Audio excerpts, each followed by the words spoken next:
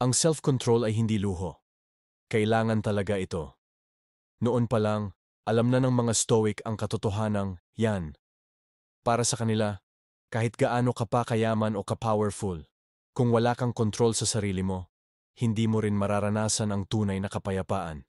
Hindi lang basta teorya ang mga turo nila, para iyong manual sa buhay. Klaro, direkta, at walang paligoy-ligoy sa paghahanap ng kagalingan. Ngayon na puro tukso, distraction, at padalos-dalos ang mundo, mas lalo pang naging mahalaga ang karunungan ng mga Stoic. Ang tunay na kalayaan, sabi nila, ay hindi yung kaya mong gawin ang gusto mo. Ang tunay na kalayaan ay yung kaya mong piliin ang tamang sagot kahit ano pa ang sitwasyon. At ang kakayahang yan, nagsisimula at nagtatapos sa self-control. Ang video na to ay tungkol sa kapangyarihang yan.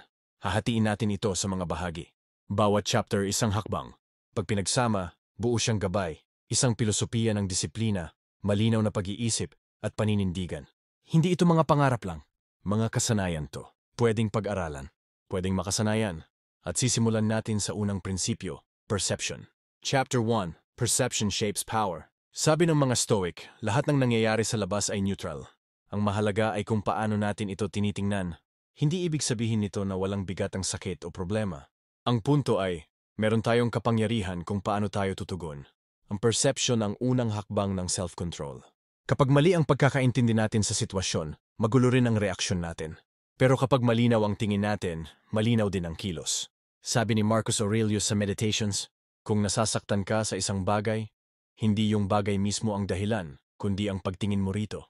Kapag may nagsabi ng bastos, naiinis ka hindi dahil sa salita lang, kundi dahil sa ibig sabihin na binigay mo roon. Kapag na-delay ka, iniisip mong malas. Kapag nagkamali ka, iniisip mong failure ka na. Hindi talaga yung event ang nagpapalitaw ng emosyon. Tayo ang nagbibigay ng kahulugan. At doon lumalakas ang Stoic, marunong silang huminto bago mag-react. Hindi sila agad humuhusga. Hindi sila nagpapadala sa unang naramdaman. Bago sila mag-react, humihinto muna sila. Nag-iisip, nagtatanong, ano nga bang nangyari talaga? Ano ba talaga ang totoo sa sitwasyong to? Anong parte nito ang hawak ko? Alin ang hindi? Yung simpleng paghinto na yan, nagbibigay ng puwang. At sa puwang na yon, doon nakakapasok ang rason. Doon nagtatanong ang Stoic, sinasadya ba talaga ako saktan ng taong yon o ako lang ang nag-a-assume? Itong pagka-late ba ay malas o normal lang? Itong pagkakamaling to, kabuuan ko na ba ito? O isa lang itong leksyon? Hindi ito mga tanong na malalim lang sa papel.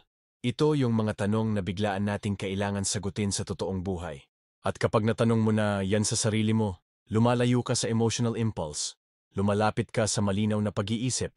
Ang training sa perception, hindi yan one time big time. Paulit-ulit, may disiplina. Hindi ito basta nagising ka lang. Araw-araw itong ginagawa. Si Seneca, isang Stoic, may payo. Bago matulog, balikan ang buong araw. Saan ka naging kalmado? Saan ka nadala? Anong mga hinala o judgment ang nagpasiklab ng emosyon mo? Kapag nakita mo ang koneksyon ng maling interpretasyon at gulong nararamdaman mo, unti-unting humihiwalay ang utak mo sa mga maling akala. And kapag bumalik ulit ang parehong trigger, mas handa ka na. Mas kaunti na ang gatong kasi inaral mo na kung saan ito galing. Sa modernong panahon, bilis ang bida. Parang laging may pressure na mag-react agad, sumagot agad, mag-opinyon agad. Pero ang Stoic hindi makikipagkarera. Hindi niya hinahabol ang bilis. Hinahanap niya ang katotohanan. Gusto niyang makita ang nangyari ng malinaw. Walang halong damdamin, walang dagdag o bawas. Kasi kapag malinaw ang tingin natin, hindi na tayo basta-basta nadadala ng mundo. Hindi na tayo kinakaladkad ng tsismis, takot o haka-haka. Ang nagdadala sa atin ay kalinawan, kalmadong paghusga. Isang kalinawan na iyon, yun ang kapangyarihan. Tahimik, matatag at totoo. Diyan nagsisimula ang tunay na self-control. Chapter 2, Desire and Aversion. Sabi ni Epictetus, ang daan papunta sa kapayapaan ay ito. Itugma mo ang gusto mo sa realidad. Huwag mong piliting baguhin ang mundo. Baguhin mo kung paano ka humiling. May mga bagay na kontrolado natin. May mga bagay na hindi. Ang kalayaan, galing sa pagkakaiba ng dalawa. Hinati ng Stoics ang buhay sa dalawang kategorya. Ang mga bagay na kontrolado natin o ang mga bagay na hindi. Kapag ang pagnanasa natin ay nakafocus lang sa mga bagay na kaya nating impluensyahan, doon natin unti-unting nakakamit ang kontrol sa sarili. Ito ang isa sa pinakaimportanteng aral sa Stoic self-mastery.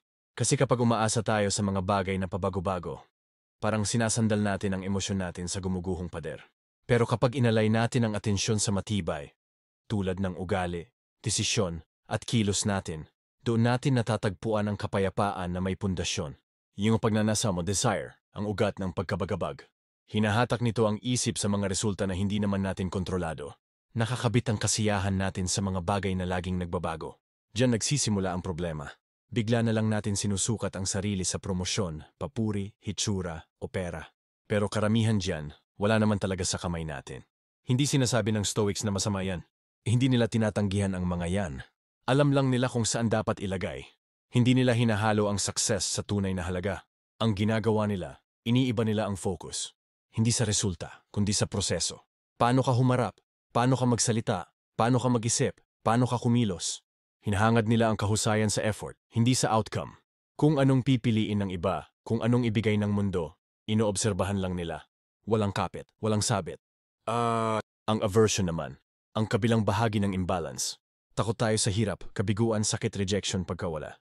Natural yan, pero kapag hindi natin binantayan, lumalaki. Nagiging takot, nagiging iwas. Ayaw na nating ma-challenge, ayaw na nating makritik, ayaw natin ng hindi komportable. Pero ang Stoic, alam niyang may gamit yan.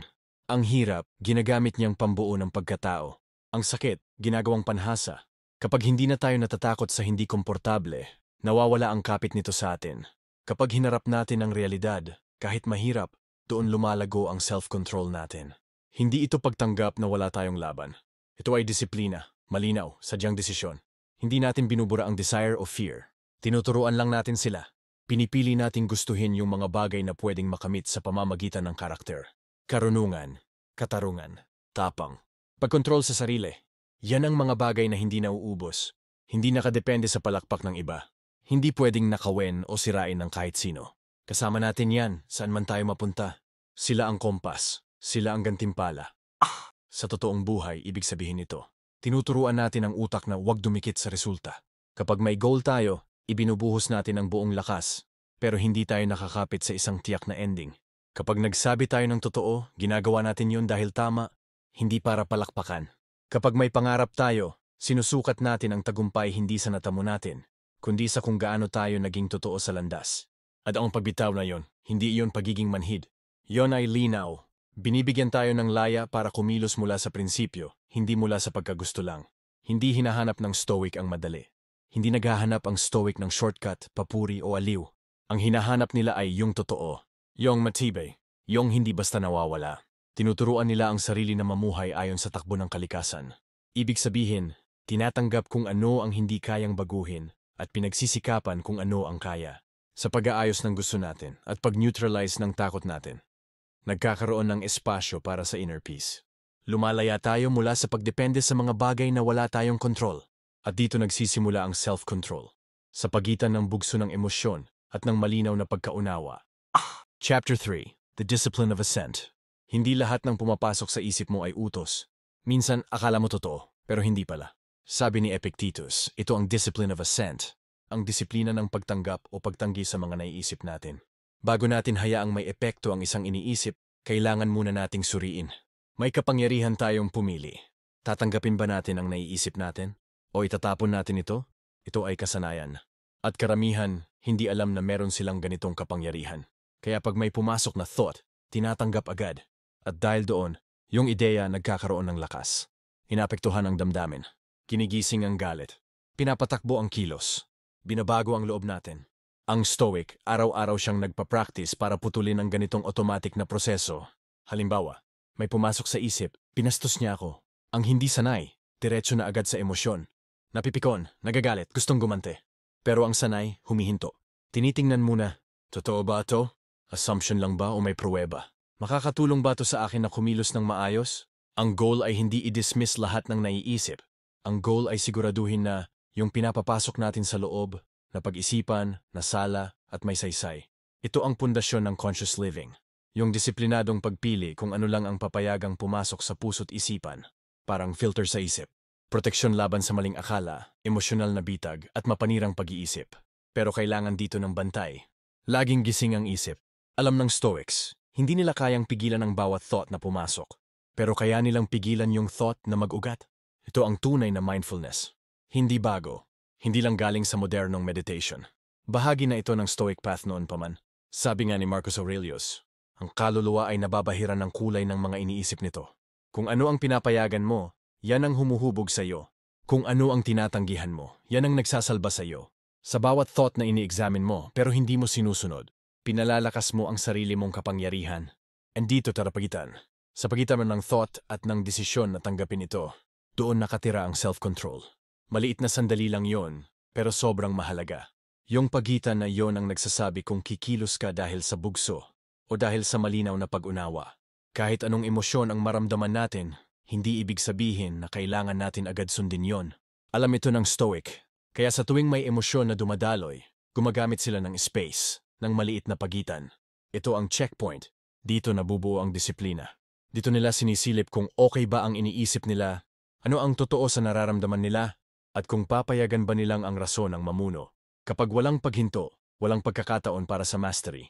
Pero kapag huminto ka, kahit sandali, nabubuksan ang pinto ng virtue. Para maprotektahan ang puwang na ito, meron silang mga tools. Mga simpleng gawain araw-araw. Minsan, may dala silang coin o maliit na bagay na may nakasulat na paalala. Mga salitang nagpapalakas ng isip tuwing nakakaramdam ng stress. May mga routine din silang ginagawa. Katulad ng malalim na hinga bago sumagot. May kling lakad bago mag-reply sa pangiinsulto. O ilang segundo ng katahimikan bago magsalita habang galit. Hindi ito arte, hindi pampakitang tao. Mga taktika ito, para sanayin ang isip na mag-pause muna bago tumugon. Unti-unti nitong binubuo ang habit ng pag-iisip bago magdesisyon. Ginagawang parte ng buhay ang pasensya. Alam ng Stoic, ang isip madaling maligaw. At ang atensyon kailangan sanayin, parang kalamnan sa katawan. Kaya ang mga maliliit na action na to, ibinabalik sa atin ang kontrol. Ginagawang mulat ang automatic. Sa tuloy-tuloy na practice, nagkakaroon tayo ng tibay. Hindi na tayo basta naaapektuhan ng ingay ng paligid. Nagkakaroon ng internal structure ang isip. May ayos, may direksyon.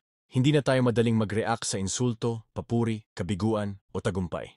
Kumikilos na tayo ayon sa paninindigan, hindi emosyon lang. Yung gabay ay hindi bugso ng damdamin, kundi malinaw na paghusga. Sa bawat araw na pinapractice ito, parang unti-unti tayong nagtatayo ng mental fortress. Isang tahanan ng kalmado sa gitna ng gulo. May ayos sa loob, may linaw sa intensyon. May rason na pinanday ng paulit-ulit na practice.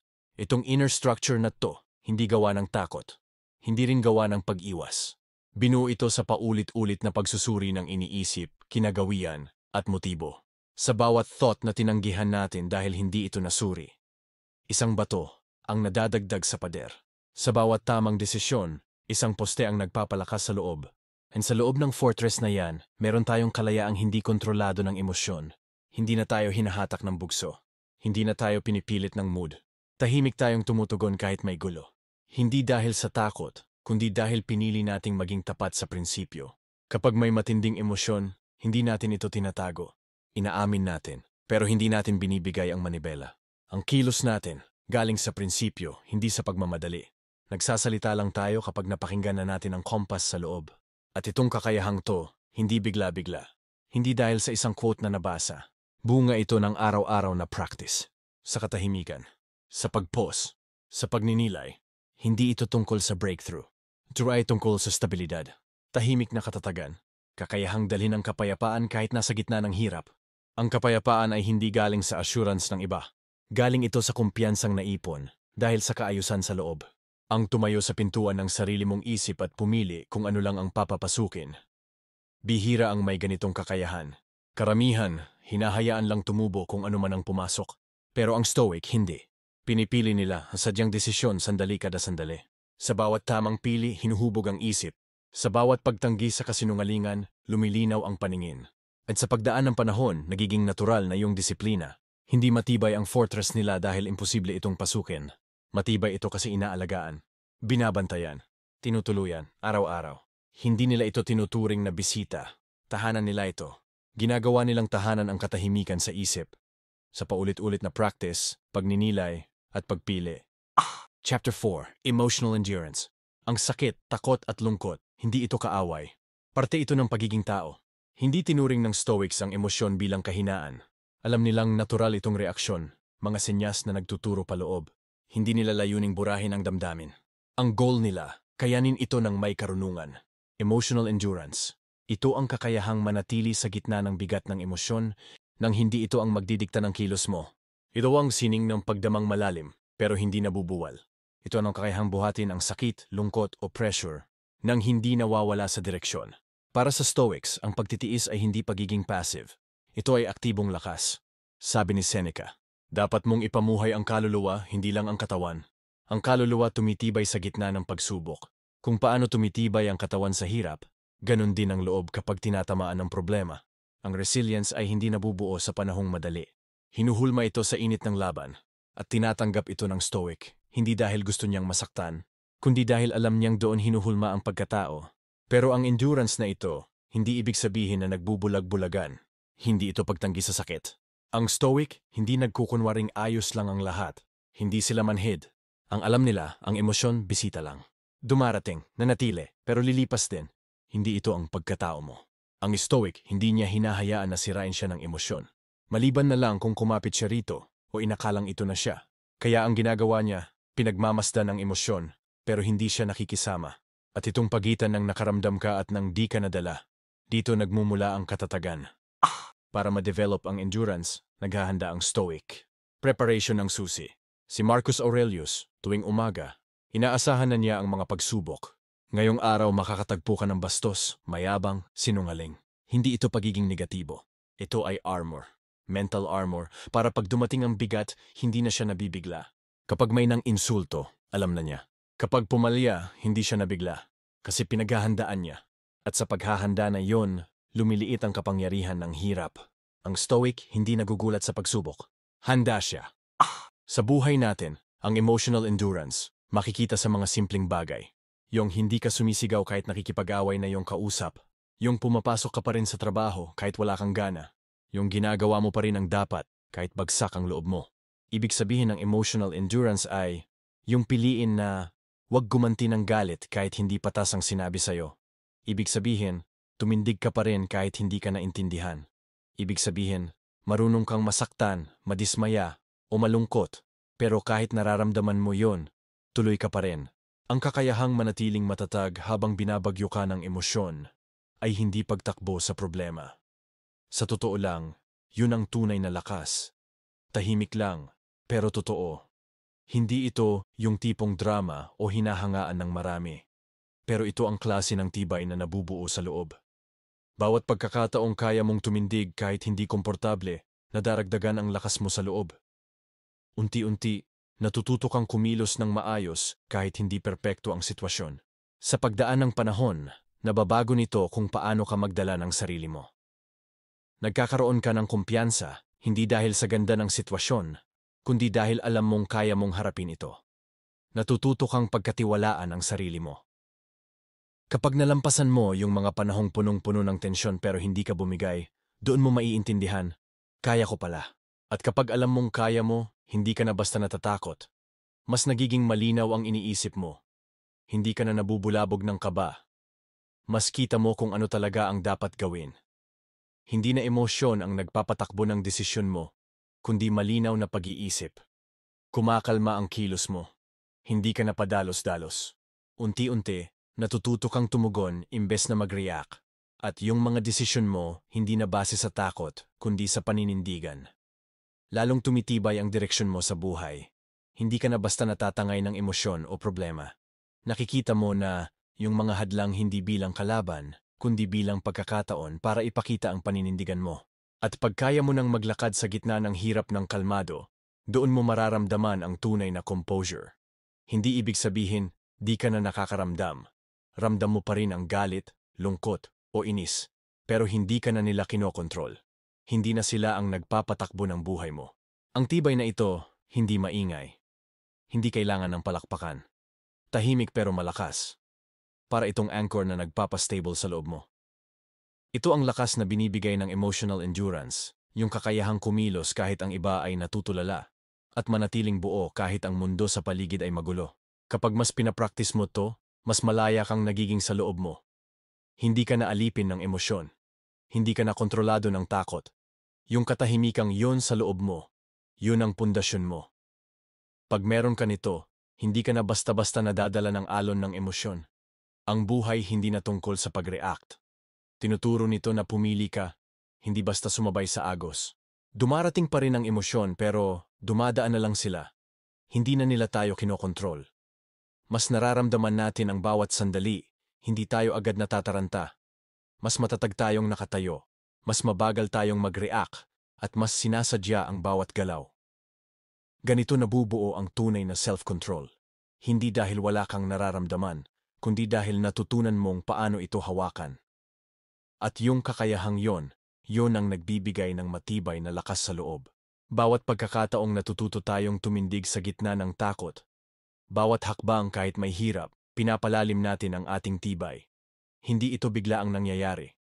Unti-unti itong nabubuo. Isang pagsubok sa bawat pagkakataon. Isang hinga.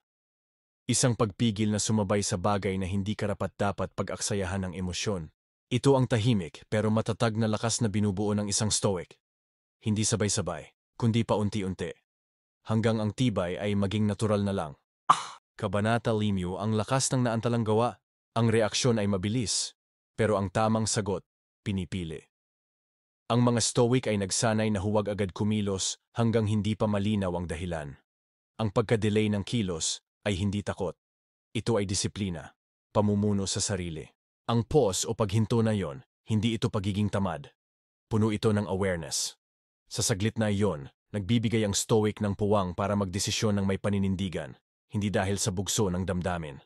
Kapag tayo ay naiinis o naiinsulto, madalas ay kumikilos tayo agad. May nasasabi tayong hindi pinag-isipan, may desisyong biglaan, at madalas, may nasisirang tiwala o relasyong hindi na basta mababawi. Ang mga aksyon na ginatungan ng galit, ego, o takot ay bihirang magdala ng kapayapaan sa huli. Ang stoic ay hindi lumalaban sa ganitong pattern sa pamamagitan ng lakas, kundi sa pamamagitan ng ugali. Alam nila ang presyo ng pagmamadali, kaya tinuturuan nila ang sarili nilang magbagal. Gumagawa sila ng espasyo sa pagitan ng nararamdaman at ng pagkilos. Sa espasyong yon, sinusuri nila ang iniisip, hinahayaan nila ang rason na pumasok, tinitimbang kung ano ang totoo, ano ang makakatulong, at kung ano ang karapat-dapat gawin. Ang pause na yon ay hindi kahinaan, isa itong uri ng lakas. Hindi kumikilos ang stoic hanggat hindi pa nagdesisyon ang panloob nilang konsensya. Sabi ni Epictetus, kapag galit ka, magbilang ka muna bago ka magsalita. Hindi yon metaphor lang, gamit yon. Kasi sa ilang segundong yon, humuhupa ang bugso ng emosyon. Hindi nito binubura ang nararamdaman mo, pero binabawasan ang puwersa nito. Ang stoic ay hindi nagpapanggap na hindi siya nakakaramdam. Hinahayaan niyang maramdaman ang emosyon, pero hindi siya agad sumusunod dito. Pinagmamasdan niya ito, pinag-aaralan, hawak niya ito, pero hindi siya alipin nito. At doon niya tinatanong ang sarili, ano ang matalinong susunod na hakbang? Ano siyang bagay sa pagkatao ko? Kapag binalikan ko to, ano ang sana ginawa ko? Ang maliit na practice na yon, malaki ang epekto. Tinuturuan tayong pahalagahan ang prinsipyo kaysa bugso. Pinapalakas nito ang kakayahan nating mamuhay ng may direksyon. Sa mga relasyon, napoprotektahan nito ang tiwala. Minsan, isang salitang hindi mo sinabi sa galit. Yun ang nakapagsalba ng tiwalang binuo mo ng ilang buwan. Sa trabaho, ang pagpigil sa mabilis na desisyon ay nakakatulong para hindi mawalan ng tiwala o masayang ang oportunidad. Sa personal na buhay, ito'y nagpapalakas ng respeto sa sarili. Sa bawat pag-pause natin, may mensahe tayong pinapadala sa sarili natin.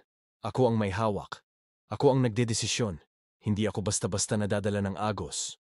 Ang pag-antala sa kilos ay hindi kahinaan o pag-aalinlangan. Ito ay pagiging eksakto.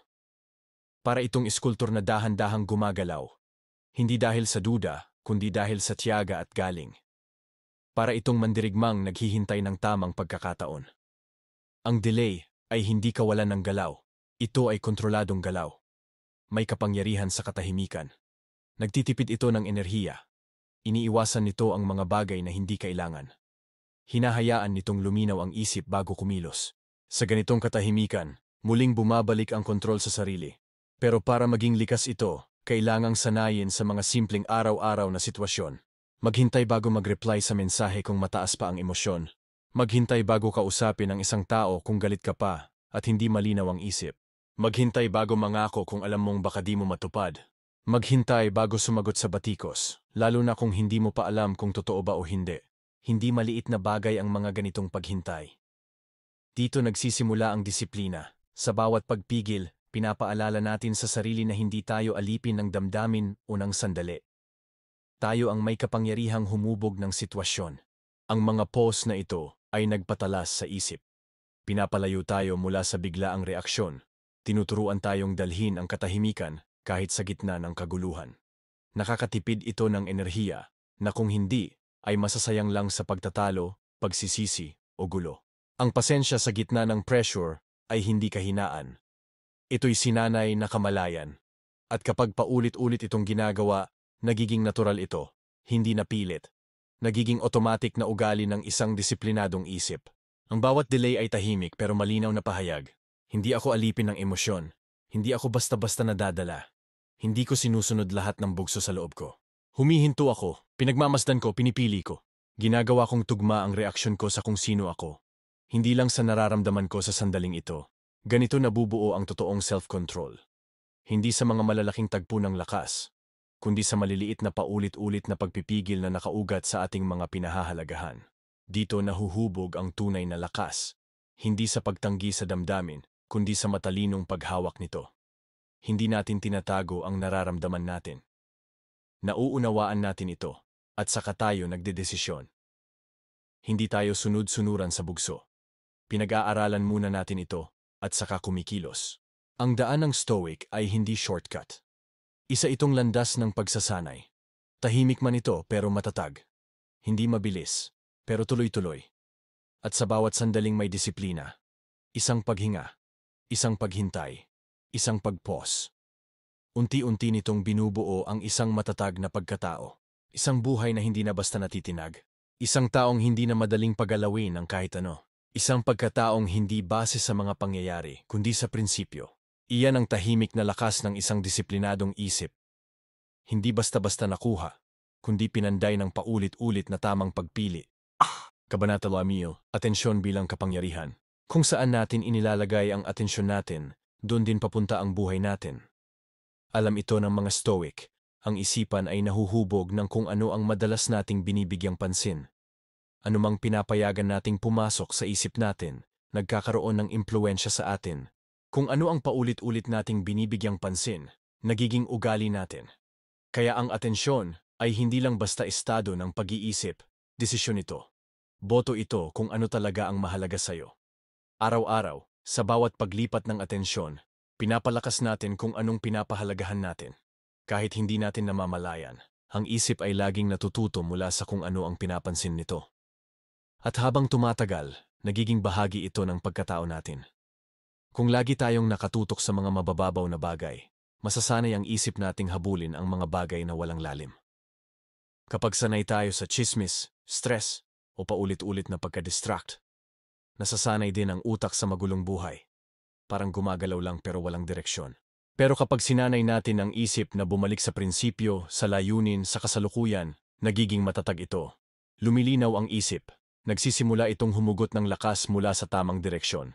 Ang mga Stoic, hindi nila binabaliwala ang atensyon. Tinuturing nila itong sagradong responsibilidad. Kasi kung ano ang pinipili nating pansinin, yun din ang pinipili nating maging. Kung ano ang nakikita natin, yun ang pinapalakas natin. At kung ano ang hinahayaan natin, yun ang inuulit natin. Ang self-control, nakasalalay sa kung paano natin pinapamahalaan ang atensyon natin. Yan ang pundasyon ng disiplina. Kapag lahat ng reklamo, tukso, at gulo pinapansin natin, humihina ang loob natin, hati-hati ang lakas natin. Kung saan-saan tayo nakatingin, pero wala tayong tunay na presensya kahit saan. Pero kung itututok natin ang atensyon sa prinsipyo, paghahanda, at kung anong mahalaga sa ngayon, lalakas ang loob natin. Luminaw ang isip, mas madaling manatiling totoo sa sarili. Ang mga Stoic, sobrang maingat sa kung saan nila inilalagay ang pansin nila. Para sa kanila, ang atensyon ay hindi para sayangin. Si Marcus Aurelius, paulit-ulit niyang pinapaalala sa sarili niyang manatili sa ginagawa sa harap niya. Huwag magpadala sa ingay o kalituhan. Sabi niya, walang mas tahimik at payapang lugar kaysa sa sarili mong kaluluwa. Alam niya, ang atensyon hindi ito basta binibigay. Dapat itong ilaan ng matalino. Sa panahon ngayon, inaagaw ng kung ano-anong bagay ang atensyon natin. Notifications, social media, ads, chismis, at drama. Akala mo maliit lang, Pero unti-unti nitong winawasak ang focus, disiplina, at paninindigan. Tinuturuan tayo nitong hanapin ang bago kaysa sa malalim.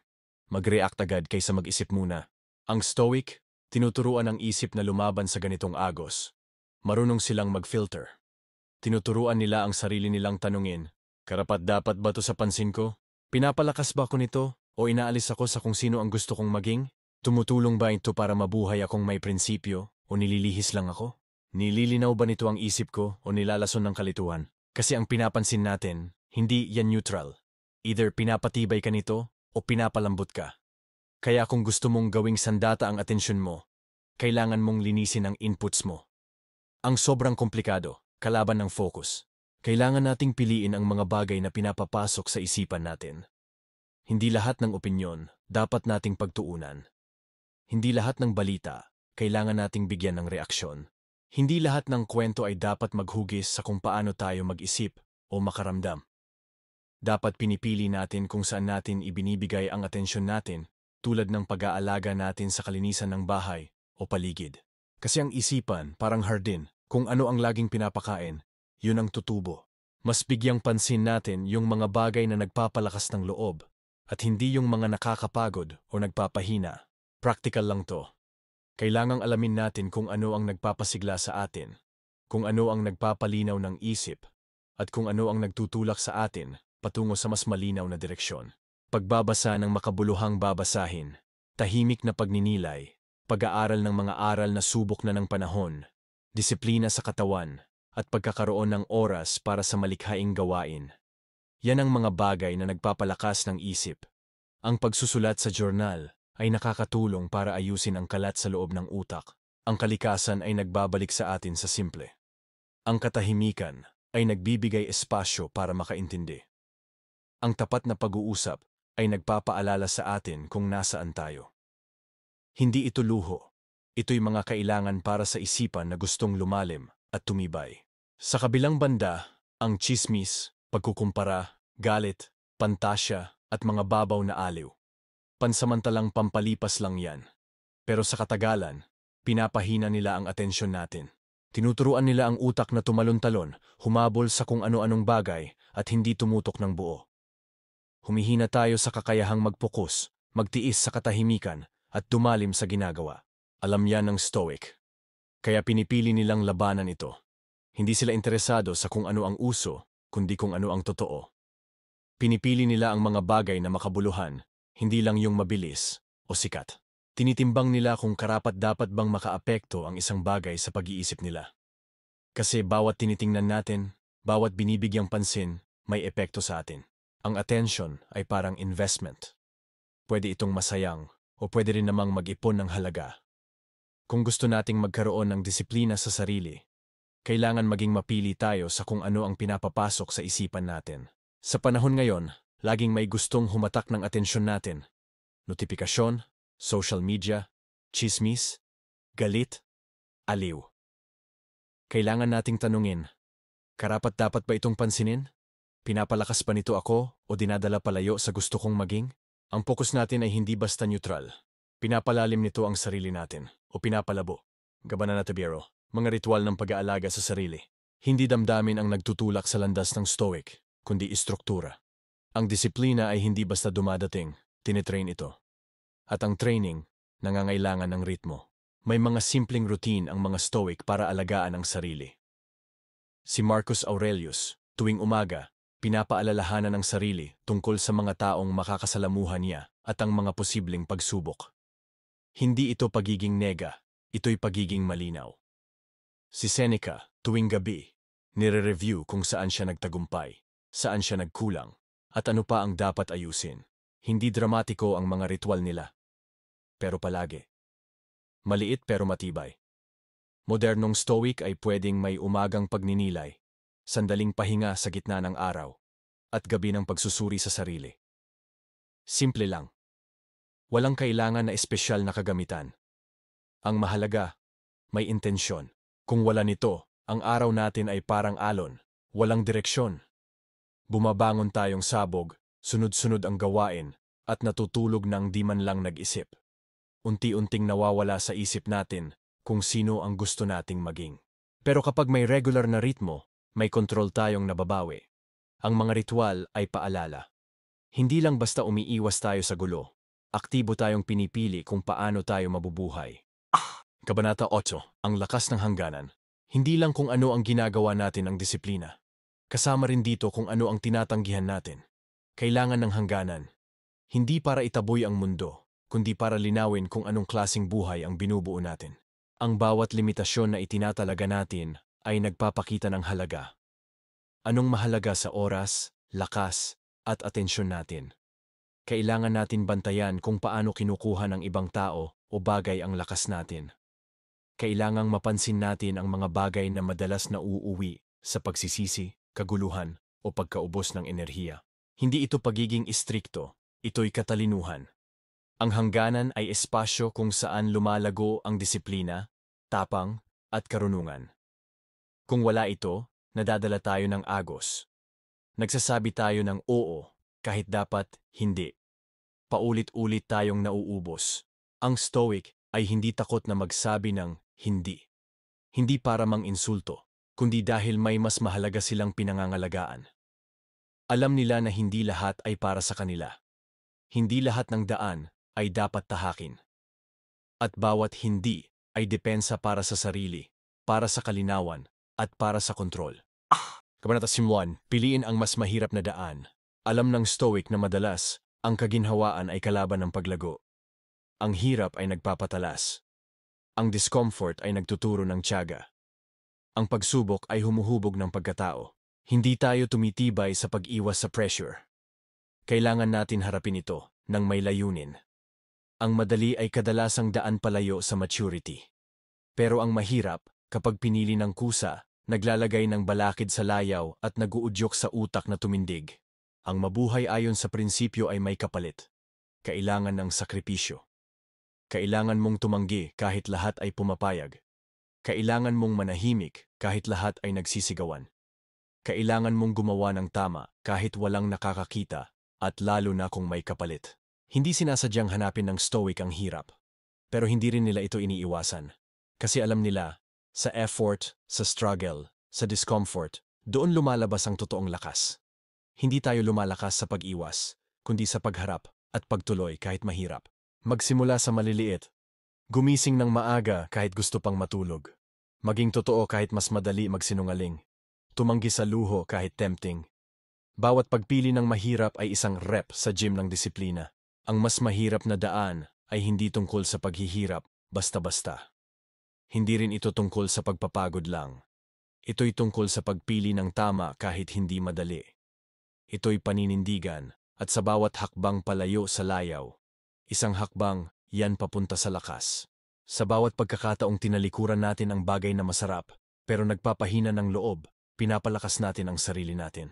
Sa tuwing humihinto tayo bago sumunod sa bugso ng damdamin, sa tuwing tinatanggihan natin ang panandaliang sarap para sa mas malaking layunin, pinapalakas natin ang boses ng isip kaysa sa tukso.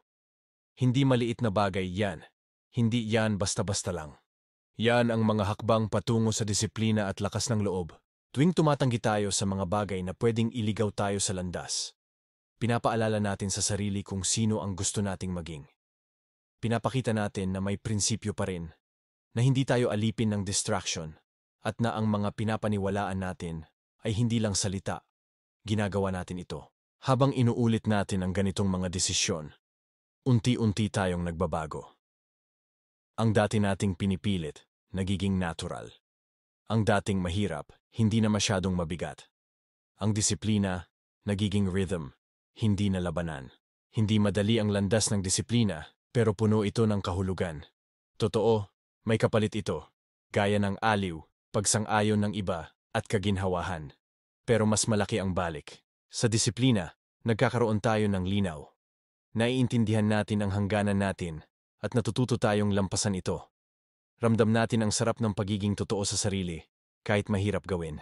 Ang disiplina ay hindi tungkol sa pagkakait. Tungkol ito sa direksyon. Inaayos nito ang isip, pinapatatag ang puso, at pinapalakas ang loob. At sa pagdaan ng panahon, ang mahirap na landas nagiging pamilyar na. Hindi dahil madali na ito, kundi dahil nasanay na ang katawan, isip, at kaluluwa na piliin ang tama, hindi ang mabilis o masaya lang.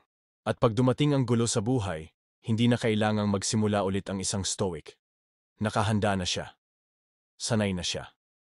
Para sa kanya, ang disiplina ay hindi parusa kundi paghahanda sa kahit anong dumating. Sa pagbagsak ng sitwasyon, sa takot ng iba, sa mga pagsubok na hindi hiningi pero kaya nang harapin. Ang mahirap na landas ang araw-araw niyang guro.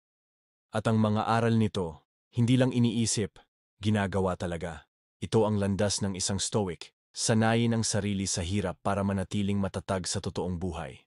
Hindi para magyabang, kundi para maging malakas. Hindi para magdusa palagi, kundi para mabuhay ng hindi basta-basta natitinag. At ang huling kabanata, ang disiplina ay araw-araw na gawain. Walang finish line ang self-control. Hindi ito tropeyo na pwedeng isabit pagkatapos makuha. Isa itong bagay na paulit-ulit nating hinuhubog sa araw-araw. Sa maliliit na desisyon, sa tahimik na pagpipigil, at sa pagtuon ng pansin sa mahalaga. Araw-araw may pagsubok. Bawat sandali may tanong. Susundin mo ba kung ano ang madali o kung ano ang tama? Para sa Stoic, ito ay bahagi ng realidad, hindi pasanin. Bahagi ito ng buhay na may saysay. Ang hamon ay hindi bagay na dapat ikasama ng loob. Isa itong bagay na kailangang tanggapin, buhatin, at harapin ng buong tapang. Alam ng Stoic na kahit ang pinakadisiplinadong tao, pwede pa ring madapa. Hindi sila umaasang perpekto. Alam nila na may pagkakamali, may pagkukulang. Hindi nila basehan ang tagumpay sa pagiging walang mali, kundi sa pagpapatuloy. Hindi nila kailangan na hindi bumagsak. Ang mahalaga, bumangon ulit. Kapag nadulas, babalik. Kapag nadapa, tatayo. Walang hiya sa paghinto. Ang problema lang ay kung hindi na ulit sisimulan. Ang totoong lakas ay nasa pagbabalik. Ang tunay na pagbabago, nangyayari hindi sa pag-iwas sa pagkakamali, kundi sa matapat na pagharap at pag-aaral mula rito. Ang disiplina ay pinapalakas sa gawa, hindi sa aral lang. Hindi ito tungkol sa mga nabasang libro na hindi naman isinasabuhay. Nabubuo ito sa asal, sa pagninilay, sa pagiging totoo sa sarili, at sa lakas ng loob na amining nagkamali at itama ito kahit paulit-ulit. Isa itong panghabambuhay na commitment na piliin ang prinsipyo kaysa aliw, na magpakita kahit walang nakatingin, na panindigan ang tama kahit walang papuri o gantimpala. Ang ganitong klase ng consistency ang bumubuo ng matatag na pundasyon, isang lakas na hindi agad natitinag kahit sa gitna ng stress. Ang Stoic ay hindi nabubuhay para lang magmukhang disiplinado. Hindi nila kailangan ng approval. Hindi nila habol ang papuri. Ang mahalaga sa kanila ay ang substance. At ang substance ng disiplina ay nabubuo sa mga tahimik na sandali. Sa madaling araw kung kailan masarap pa sa kama, pero kailangan ng bumangon. Sa mga mahihirap na usapan kung saan kailangang unahin ang katotohanan kaysa comfort. Sa pagitan ng stimulus at reaksyon, kapag ang damdamin ay mataas pero pwede pang mamili. Sa mga ganitong sandali nahuhulma ang landas. Hindi sa hinaharap, hindi sa krisis na darating pa lang. Ngayon ang labanan, ngayon ang ensayo. Bawat kilos ay boto. Para sa disiplina o pagkaligaw. Para sa lakas o pagsuko. Para sa linaw o kalituhan. Ang disiplina ay hindi premyo. Isa itong practice. Isa itong landas.